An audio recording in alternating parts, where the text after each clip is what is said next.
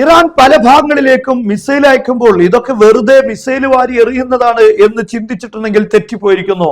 അമേരിക്കയുടെയും ഇസ്രയേലിന്റെയും മർമ്മങ്ങളെ നോക്കിയാണ് ഇറാന്റെ ഓരോ മിസൈലുകളും പാഞ്ഞുകൊണ്ടിരിക്കുന്നത്.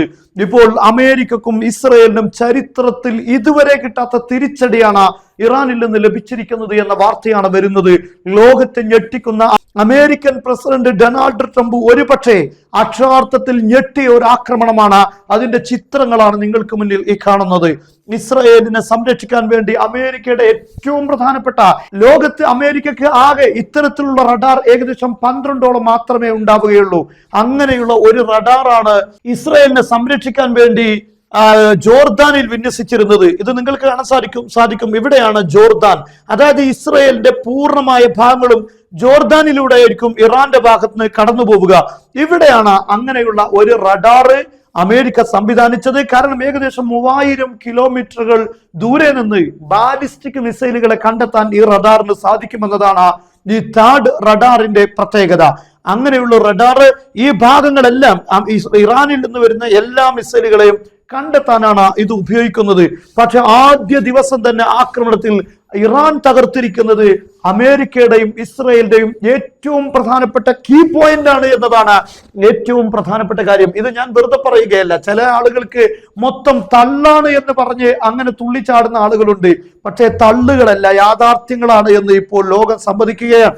ഇത് CNN തന്നെയാണ്. ചില ആളുകൾ നമ്മളൊരു വാർത്ത പറയുമ്പോൾ അന്താരാഷ്ട്ര പ്രധാനപ്പെട്ട മീഡിയകൾക്കൊന്നും ലഭിക്കാത്ത വാർത്ത എങ്ങനെ നിങ്ങൾക്ക് ലഭിക്കുന്നു എന്ന്. അതുകൊണ്ട് ഞാനൊരു ഉദാഹരണം പറയുകയാണ്.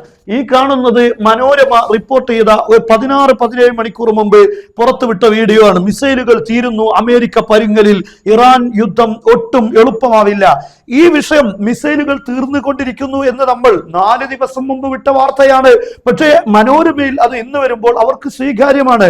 നമ്മൾ 4 ദിവസം മുമ്പ് അന്താരാഷ്ട്ര മാധ്യമങ്ങൾ പരിശോധിച്ച് പല രൂപത്തിലുള്ള പഠനങ്ങളും നടത്തി ആ കാര്യം നമ്മൾ റിപ്പോർട്ട് ചെയ്തപ്പോൾ അത് മനോരമ പറയാത്തത് കൊണ്ട്, കേരളത്തിലുള്ള മലയാള മാധ്യമങ്ങൾ പറയാത്തത് കൊണ്ട്, അത് തള്ളാണെന്ന് പറഞ്ഞ ആളുകൾക്ക് മുന്നിലാണ് ഞാൻ ഈ കാര്യങ്ങൾ പറയുന്നത്.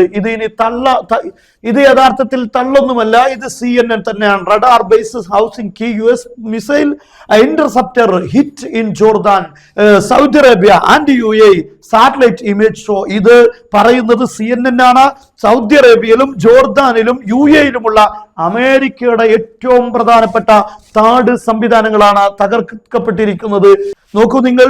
The radar system for an American THAAD missile battery in Jordan was stuck and apparently destroyed in the first days of US-Israeli strikes on Iran at a satellite image taken on Monday shows.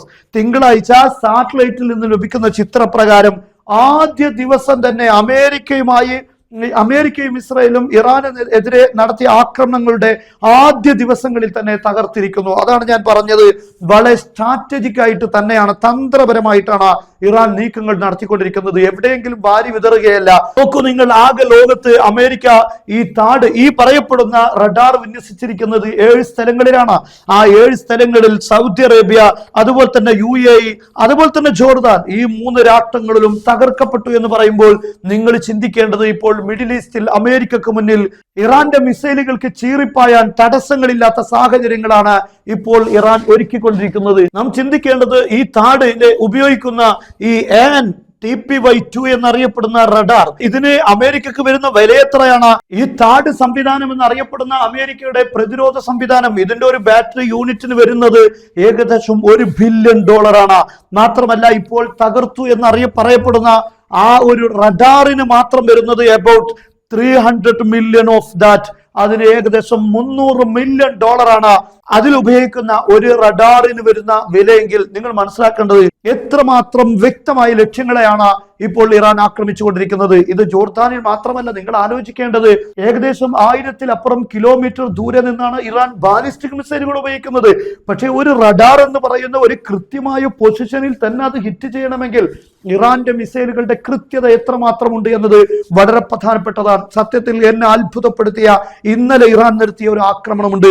മനാമയിൽ ബഹ്റൈനിലുള്ള ഒരു building. ആ ബിൽഡിംഗിൽ ഇറാന്റെ ആക്രമണങ്ങൾ ഭയന്ന് അമേരിക്കയുടെ നാവികസേനയിൽപ്പെട്ട ചില സൈനികർ ഒരു ഹോട്ടലിലേക്ക് അവർ താമസം മാറ്റുകയാണ്.